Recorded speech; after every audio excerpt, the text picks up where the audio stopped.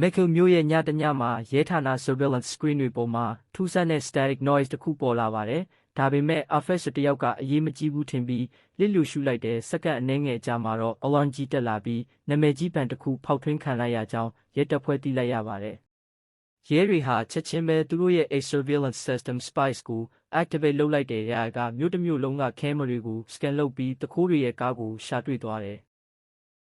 ဒါပေမဲ့ကားထဲကလူတွေဟာလက်ထဲမှာဘာမှမရှိသလိုထူးဆန်းနေတဲ့ရဲကားအများကြီးအဲ့ဒီနေရာကိုဝိုင်းသွားပေမဲ့လမ်းပေါ်မှာဘာမှမရှိတော့ဘူး။အဲ့ဒီအချိန်မှာရဲတွေသဘောပေါက်သွားတာက surveillance system တစ်ခုလုံးနဲ့ခံထားရပြီးသူတို့မြင်နေတာ fake footage တွေဖြစ်နေတယ်ဆိုတာပါ